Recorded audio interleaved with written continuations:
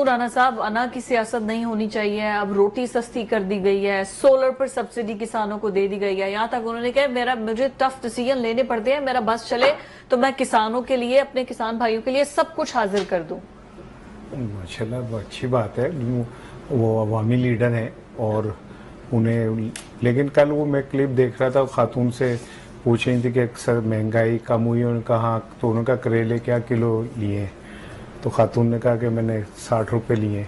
اچھا، تو مجھے بڑا دکھ ہوا کیونکہ میں 160 روپے لے کے آیا تھا کوئی 15 منٹ پہلے، تو میں نے کہا یار یہ کون لوگ ہیں جن کو اتنا سستا مل جاتا ہے؟ تو ویڈیو بھی بن جاتی ہے، سبزی منڈی میں جانا، ہاں وہی نا، وہ میں نے کہا یہ ویڈیو بھی بن جاتی ہے، تو اس طرح کے اگر کارنامے ہیں تو ٹھیک ہے، مجھے کوئی اعتراض نہیں ہے۔ اور ذوالفقار کی یہ بات بالکل ٹھیک ہے کہ 10 مئی کا کریڈٹ انہیں جاتا ہے، تو پھر وہ کارگل کا کہ جو ہوئی تھی ہمارے ساتھ، اس کو کیوں نہیں اون کرتے وہ لوگ؟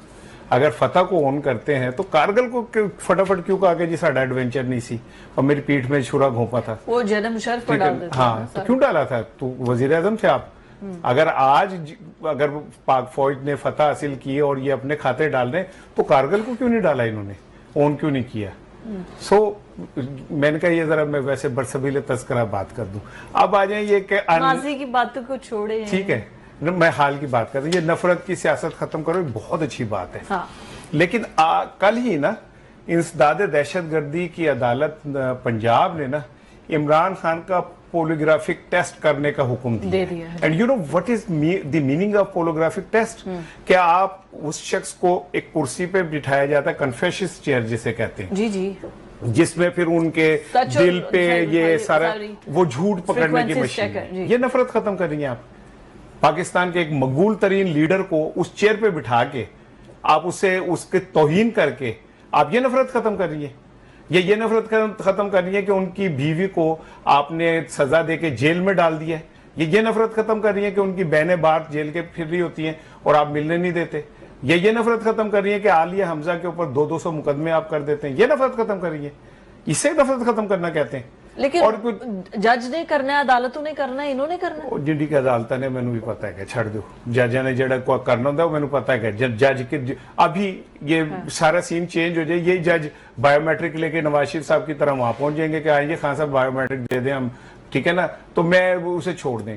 اور ایک اور چیز، اگر آپ نے جھوٹ بولنے والی مشین پہ ہی بٹھانا ہے عمران خان کو تو مہربانی کریں قوم پہ ایک احسان کریں، قاضی فائز عیسیٰ کو بھی بٹھائیں کہ کس کے کہنے پہ وہ یہ فیصلے کرتے رہے، راجہ سکندر کو بھی بٹھائیں کہ انہوں نے ایک پارٹی کا مینڈیٹ کیسے چھینا، کیسے اس سے نشان چھینا، کیسے اس کو فارم 47 کو پریویل کیا، ٹھیک ہے نا۔ بٹھائیں پھر میاں صاحب کو بھی کہ ہم نے کیسے لندن میں بیٹھ کے کیا کہتے ہیں جنرل باجوہ کے ساتھ ساری ڈیل کی، بٹھائیں جنرل باجوہ صاحب کو بھی کہ کیسے انہوں نے ایک سسٹم کو ختم کرنے کے لیے لندن میں ملاقاتیں کر کے یہ سارا کچھ کیا، پھر سب کو بٹھا دیں، سب کو کریں کہ آئیں سچ بولیں، ٹھیک ہے نا، دودھ کا دودھ اور پانی کا پانی ہو جائے گا پورا سسٹم۔ ہاں، اور دوسری بات یہ کہ اگر اس طرح آج آپ عمران خان کو بٹھائیں گے نا اور اس کو آپ ذہنی ٹارچر کریں گے، یہ ذہنی ٹارچر ہے نا کہ ایک شخص پاکستان کا جس کو سپریم کورٹ نے صادق اور امین قرار دیا تھا،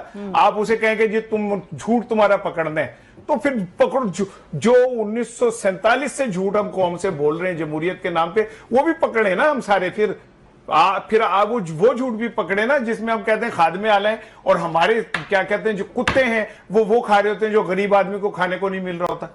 پکڑے جھوٹ پھر سارے، 8 فروری کے جھوٹ بھی پکڑے پھر کہ کیسے کیا نام ہے مینڈیٹ وہ چینج ہوا، سارے جھوٹ پکڑے۔ میں تو اعتراض ہی ہوں اس بات پہ کہ کرنا چاہیے۔